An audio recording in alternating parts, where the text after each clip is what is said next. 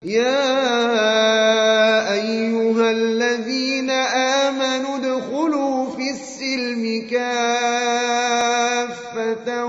ولا تتبعوا خطوات الشيطان إنه لكم عدو مبين. Dalam tafsirnya, Al-Hafidz Ibnu Katsir rahimahullah menceritakan bagaimana Allah Subhanahu wa taala telah menghancurkan tentara bergajah. Tentara gajah ini dihancurkan oleh Allah Subhanahu wa taala. Jauh sebelumnya, kalau kita lihat di Quran surah Al-Buruj, maka kita akan mendapatkan kisah Ashabul Ukhdud, yaitu adalah penduduk kota itu dihabisi, orang yang beriman dibakar hidup-hidup. Maka dalam kisah Ashabul Ukhdud disebutkan bahwasanya Zunuwas, raja kerajaan Himyar yang terakhir, adalah seorang yang musyrik. Karena pada saat itu ada, sebelum diutusnya Rasulullah SAW menjadi nabi, maka ada sebagian ahlul kitab yang mana agama mereka diberikan kitab, yaitu adalah Yahudi dan Nasrani. Namun mereka berfrontal dengan sekelompok orang-orang yang sama sekali tidak mengenal Allah, yaitu adalah kaum musyrikin. Dan inilah dia, Raja Himyar, Zunnuwas, adalah orang musyrik, dan dialah yang telah membunuh 20.000 penduduk ashab yang telah dikenal sebagai Ashabul Ukhdud nantinya, yang beragama Nasrani, dengan membakar mereka semua. Namun hanya ada satu orang yang lolos dari peristiwa tersebut, yang kelak dikenal dengan nama Daus Zu Sa'laban. Lolos dia dari pembakaran tersebut, dari kekejaman Raja Himyar ini, dan dia lari menuju negeri Habasyah. Ya, kelak nanti ketika Islam telah datang, kita juga mengenal Habasyah, ada nama rajanya siapa? Raja An-Najasyi. Raja An-Najasyi merupakan beragama Nasrani, dan kelak beliau pun nantinya akhir hayatnya Raja An-Najasyi ini adalah masuk Islam dan disolatkan secara gaib oleh Rasulullah SAW. Kembali lagi kepada Daus Zu Sa'laban ini, yang pergi mencari pertolongan ke Habasyah. Akhirnya Raja Habasyah pada saat itu, yang terkenal baik hati dan dia ingin menyelamatkan agamanya, ia pun mengirim utusan kepada jenderalnya,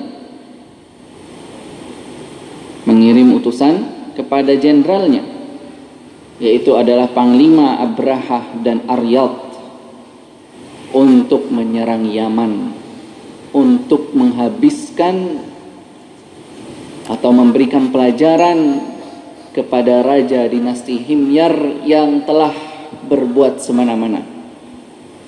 Ya, tadi yang dinasti Himyar, yang Ashabul Ukhdud, kisahnya ada di Quran surah Al-Buruj.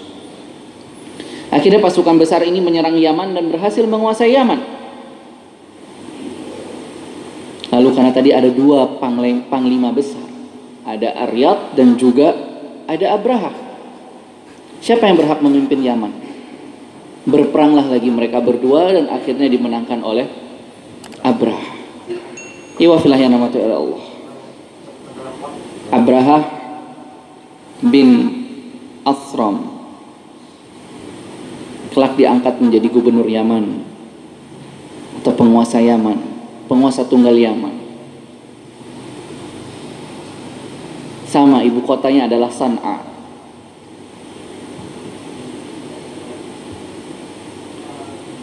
Abrah yang beragama Nasrani pada saat itu membangun sebuah tempat ibadah yang sangat megah, membangun kuil yang sangat megah yang diberikan nama Al-Qullais. Kalau masih searching di Google, itu ada puing-puingnya sampai hari ini, sisa bangunannya masih ada sampai hari ini. Menunjukkan bahwasanya pada saat itu sudah dibangun dengan konstruksi yang sangat kuat. Apa tujuannya Abraha membangun tempat ibadah ini? Membangun kuil yang sangat bagus ini. Tak lain tujuannya adalah untuk menandingi Ka'bah Al-Musyarrafah. Untuk menandingi Ka'bah yang berada di Mekah. Karena Abraha melihat orang-orang Arab setiap tahunnya pasti pergi haji ke Mekah, pasti tawaf ke Mekah, pasti tawaf mengelilingi Ka'bah. Padahal Ka'bah bangunannya tidak semegah dengan Al-Qulais.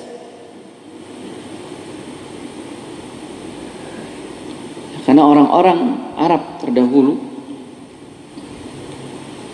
itu sudah dikenal ibadah haji pada zaman tersebut.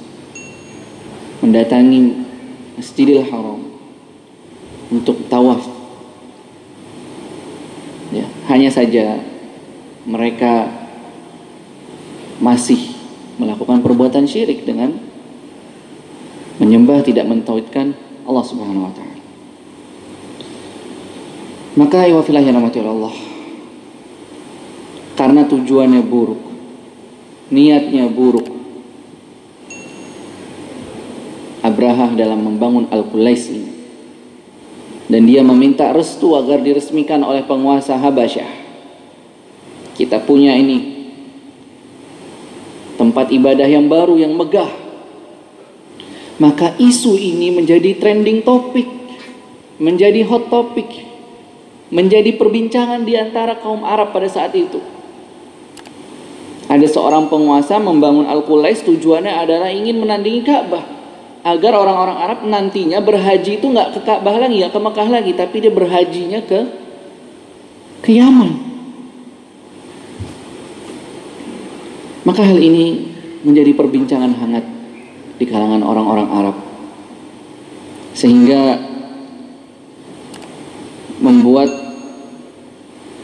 salah seorang dari Bani Kinanah, yang disebutkan oleh dalam buku sejarah bahwasanya salah seorang dari Bani Kinanah, yang ini adalah orang Arab, beliau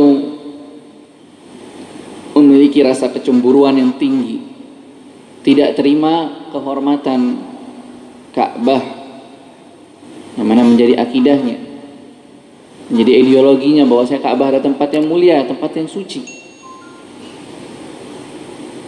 Dinistakan, dihinakan oleh seorang penguasa dari Yaman. Maka seorang dari Bani Kinanah ini melakukan perjalanan dari kota Mekah menuju Yaman.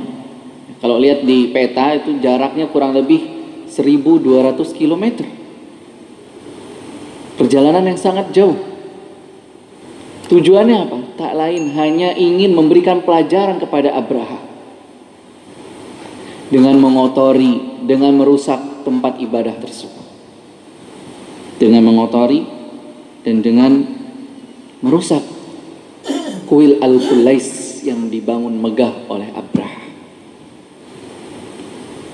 Singkat cerita, Abraha yang mendengar tempat ibadahnya, kehormatan tempat ibadahnya dirusak,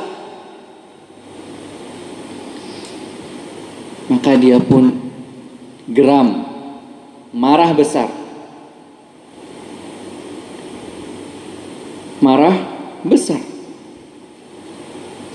langsung memerintahkan pasukannya atau para menterinya untuk mempersiapkan pasukan lengkap 60.000. Sejarah mencatat 60.000 pasukan lengkap dipersiapkan oleh Abraha untuk menyerang Mekah. Tujuannya adalah untuk menghancurkan Ka'bah. Bahkan pasukan lengkap ini juga membawa kurang lebih 12 ekor gajah. 12 ekor gajah yang terbesar bernama Mahmud. Mohon maaf ini kalau ada yang namanya Mahmud ya, bukan berarti nama gajah. Mahmud artinya terpuji.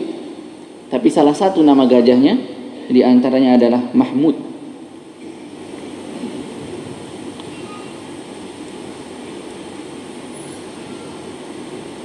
Pasukan yang besar ini bergerak menuju Mekah.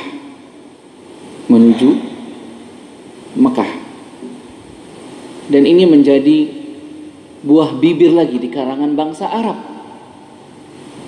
Ada seorang raja Yaman yang hendak menuju Mekah, ingin menghancurkan Ka'bah, ingin menodai keharaman atau kesucian kota suci Mekah, ya, karena yang namanya tanah haram Mekah ini sudah dikenal sejak zaman dahulu. Ya, kalau keharaman kota Mekah ini sudah ada sejak zaman Ibrahim, sebagaimana juga keharaman kota Madinah telah ada sejak zaman Nabi Muhammad SAW. Maka orang-orang Arab pada saat itu membincangkan hal ini. Ada seorang raja yang ingin datang ke Mekah untuk menghancurkan Ka'bah. Padahal sebabnya hanya disebabkan oleh seorang Arab dari Bani Kinanah. Ya. Logikanya, kalau dia memiliki masalah dengan gara-gara satu orang saja, maka harusnya dia selesaikan urusan tersebut dengan satu orang tersebut, bukan malah menghancurkan atau menodai kesucian kota Makkah. Namun karena Abraha sudah sangat geram, sudah sangat besar, dan memang niat awalnya dalam membangun tempat ibadah di Yaman adalah untuk menandingi Ka'bah, maka ia pun dengan pasukannya ingin mencari kesempatan. Ini dia timing yang tepat, ini dia kesempatan yang tepat untuk menghancurkan Ka'bah. Orang-orang Arab pada saat itu tidak tinggal diam. Disebutkan ada pemimpin kabilah Arab yang bernama Zunafar,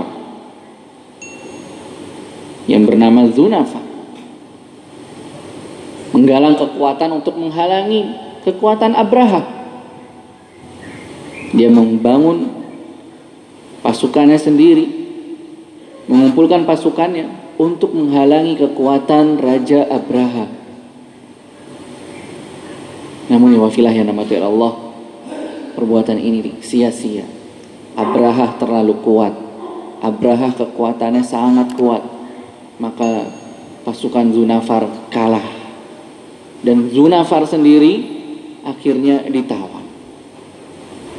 Zunafar orang Arab yang kesatria, terkenal orang-orang Arab dan kesatrianya.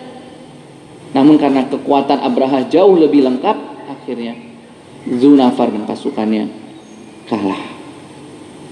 Apakah berhenti sampai di situ saja? Tidak.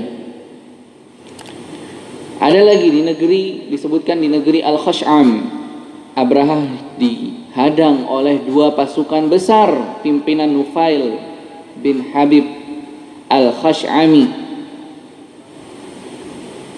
Gabungan pasukan ini terdiri dari Qabilah Syahran dan Qabilah Nahis.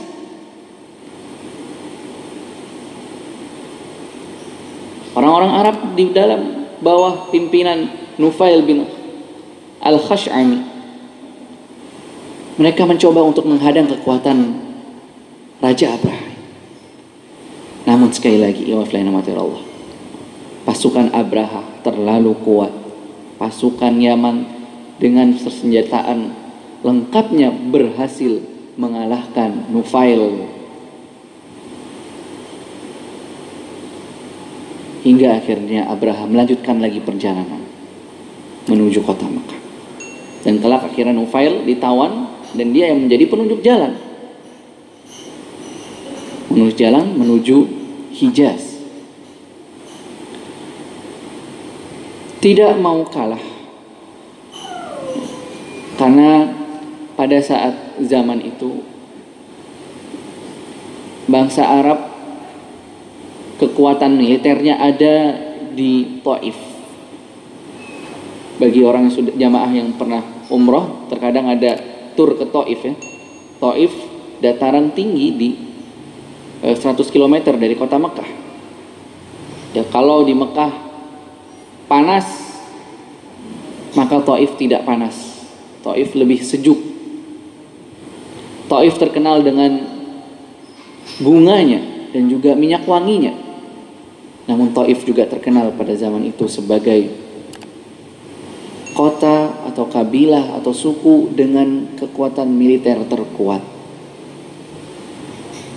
Maka tak heran ketika Rasulullah SAW pada Amul Huzni, pada tahun 10 setelah kenabian, beliau mencoba mencari tempat hijrah yang baru, yaitu adalah ke negeri Taif, dengan alasan tadi, dengan mempertimbangkan bahwa Taif kekuatan militernya sangat kuat. Namun ketika pasukan Taif mencoba menghadang Abraha, seketika itu pula Abraha berhasil mengalahkan pasukan Taif. Habis ya, tadi ada Dzunafar, ada Nufail, gabungan dari suku Syahran dan suku Al-Khash'ami, suku Nahis habis, dan juga suku Taif, bangsa Taif habis. Semuanya takluk di depan Abraha yang tadinya niat untuk menyerang, untuk menghadang, untuk menghalangi Abraha ke Mekah. Akhirnya mereka takluk, ditawan, dan menjadi penunjuk jalan Abraha untuk sampai di kota Mekah. Ini di awal ceritanya agak membosankan, tapi nanti akan menjadi hikmah yang dapat kita ambil sangat berharga di akhir.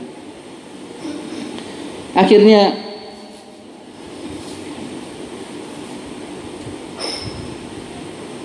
orang-orang Taif mengutus seorang penunjuk jalan, Abu Roghal, untuk menemani Abraha sampai di kota Makkah.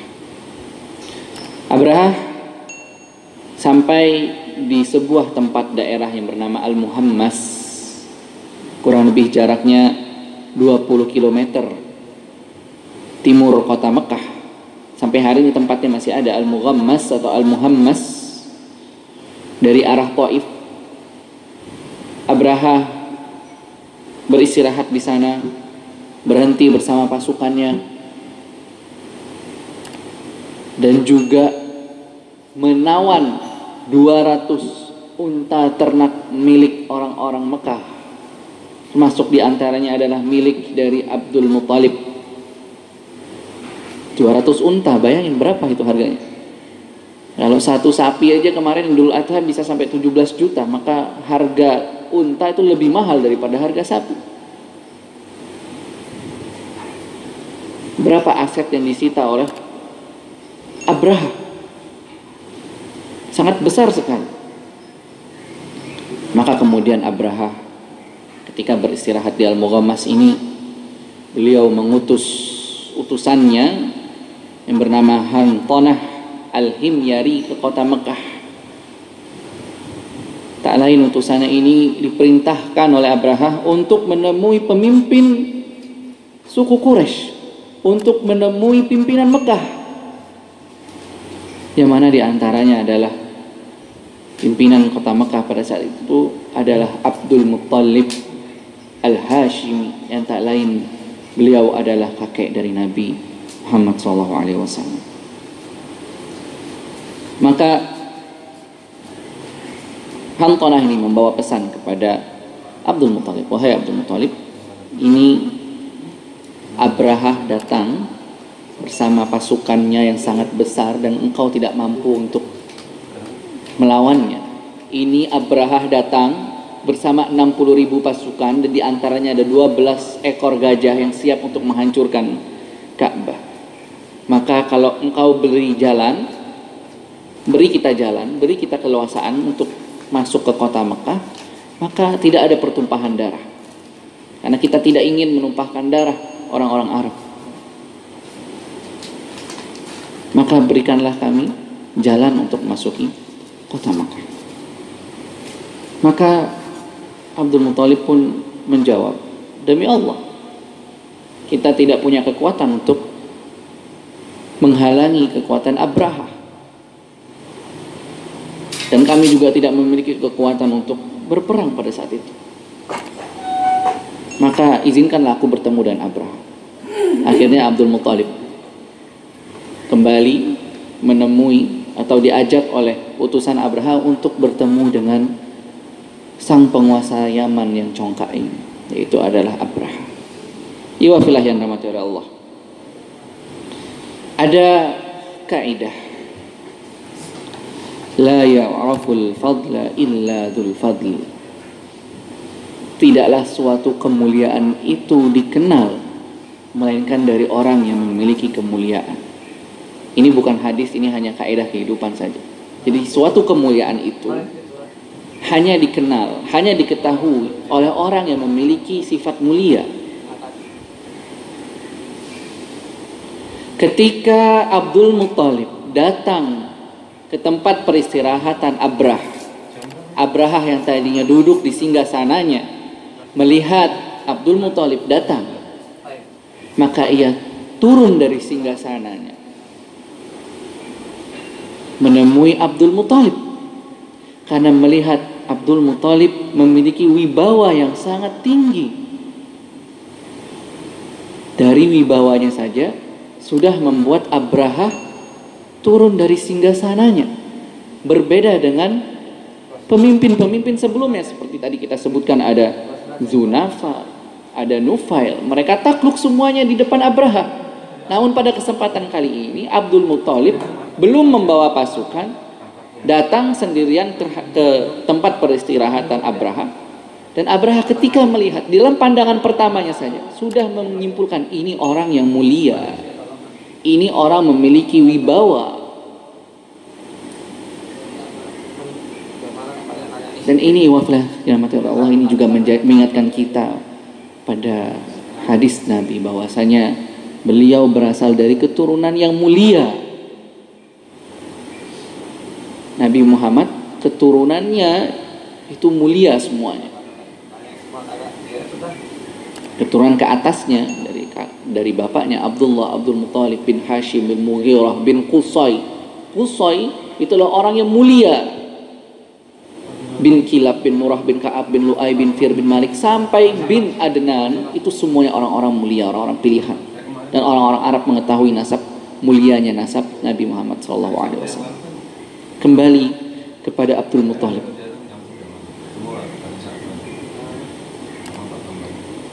Maka ketika hal tersebut sudah face to face, sudah bertemu antara Abraha dengan Abdul Muthalib, antara penguasa Yaman dengan pimpinan kota Mekah, sudah bertemu antara dua pemimpin.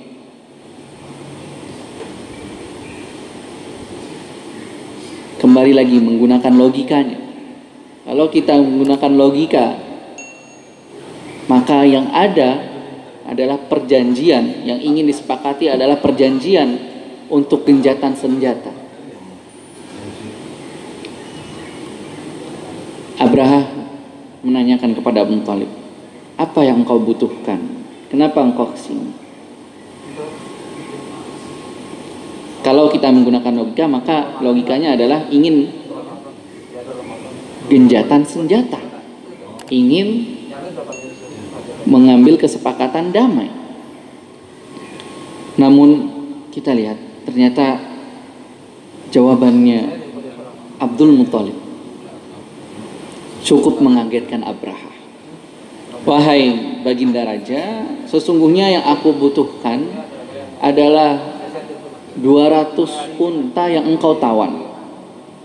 200 unta yang engkau tawan, yang telah engkau ambil, tolong sekali dikembalikan.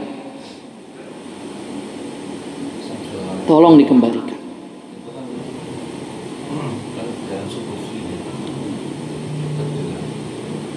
Maka Abraha yang tadinya sudah respect, yang tadinya mengagumi pimpinan Quraisy ini datang ke singgasananya. Seketika itu pula, ketika mendengarkan jawaban Abdul Muthalib, saya cuman butuh baginda mengembalikan 200 unta saya yang Anda tawar. Maka hilang respectnya Abraha. Ini loh, ini kita datang ini ingin menghancurkan Ka'bah. Ya. Kita datang membawa isu agama, isu yang sangat sensitif. Tapi pada saat kritis seperti ini, ketika kita dengan pasukan yang besar, Abraha dengan pasukan yang besar sudah datang di depan mata, kok sempet-sempetnya Anda menanyakan isu yang sangat remeh sekali, isu harta. Begitu di dalam bayangannya Abraha. Kok kesini jauh-jauh menemui saya, 20 km menemui saya, cuman ingin mencari urusan harta. Padahal kan ada urusan yang lebih penting untuk dibicarakan. Namun iwafilah ya namati Allah, Abdul Muthalib bukanlah orang yang gila harta. Abdul Muthalib bukan orang yang tidak memiliki wibawa. Abdul Muthalib adalah orang yang cerdas dan berwibawa. Maka Abdul Muthalib berkata, sesungguhnya aku ini adalah Rob dari unta-unta tersebut. Rob di sini artinya adalah pemilik. Aku ini adalah tuannya, pemilik unta-unta tersebut. Dan aku bertanggung jawab atas unta-unta tersebut. Adapun Ka'bah yang akan engkau serang, maka dia memiliki pemiliknya.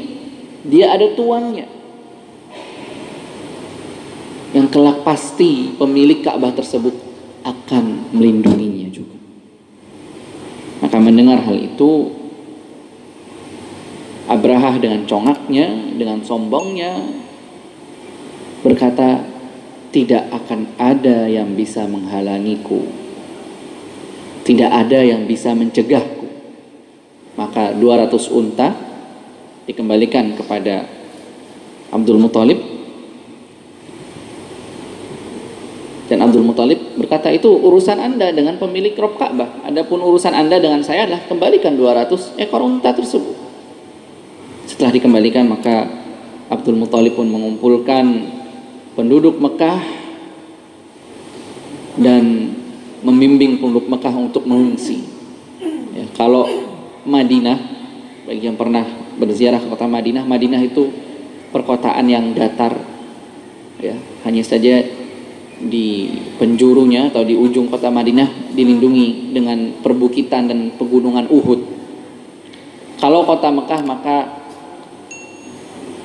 itu Ka'bah itu adanya di lembah. Maka tak heran pernah terjadi pada beberapa tahun yang lalu, sebelum Masjidil Haram renovasi seperti ini, itu pernah terjadi, sering terjadi banjir di sekitar Ka'bah karena dia bentuknya adalah lembah. Maka orang-orang Quraisy pada saat itu berlindung di gunung-gunung yang ada di sekitar kota Mekah sambil melihat apa yang akan dilakukan oleh Abraha. Sampailah pasukan Abraha di sebuah tempat di antara Musdalifah dan Mina. Jaraknya sudah semakin dekat dengan Ka'bah. Ya.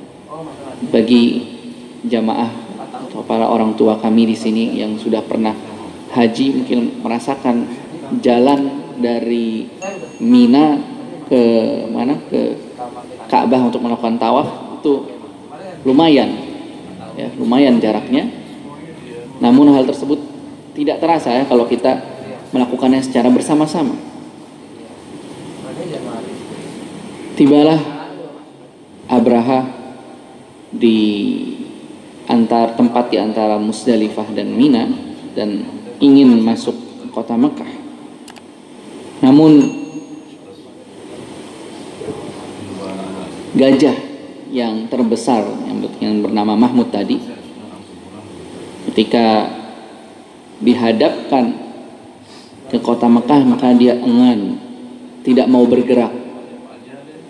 Tidak mau bergerak. Namun ketika diarahkan kembali ke kota Yaman, maka dia bergerak. Diarahkan lagi ke kota Mekah menuju Ka'bah, tidak mau bergerak lagi, menderum. Berbagai upaya dilakukan oleh pasukan Abraha untuk menggerakkan gajah terbesar ini. Diarahkan kembali ke kota Syam, maka dia mulai bergerak lagi. Diarahkan lagi ke kota Mekah, berhenti lagi. Sampai datanglah burung, wa arsala alaihim tayran ababil, dan datanglah burung yang berbondong-bondong membawa batu dari, sebagian menyebutkan dari tempat yang panas, ada juga yang menyebutkan batu dari neraka. Inti adalah membawa kerikil-kerikil yang kerap menghujani pasukan tersebut. Dan seluruh pasukan kocar-kacir. Disebutkan, ulama tafsir ada yang menyebutkan bahwasanya batu itu ya, kalau kita hujan batu ada kerikil pasti mantul ya, sampai ke kepala, aduh ada batu. Kalau ini batunya enggak mantul, ini batunya masuk sini kena kepala, keluar lewat dubur. Batunya ini bisa mengelupaskan anggota tubuh. Rata-rata seluruh pasukan mati. Adapun Abraha berhasil melarikan diri. Tapi dia dengan kondisi yang sangat mengenaskan. Melarikan diri, lari ke singgasananya di kota Yaman. Dan kelak, sepanjang perjalanannya, anggota tubuhnya copot satu persatu. Sebelum Allah menyiksanya di akhirat, Allah sudah siksa terlebih dahulu di dunia. Bagaimana sakitnya tubuh kita teriris-iris, bisa Anda bayangkan sendiri. Tubuh kita ini teriris-iris. Lalu dengan kuatnya Abraha bisa sampai 1000 km. Sampai di Yaman dan sampai di tanah kekuasaannya, dia pun mati di sana.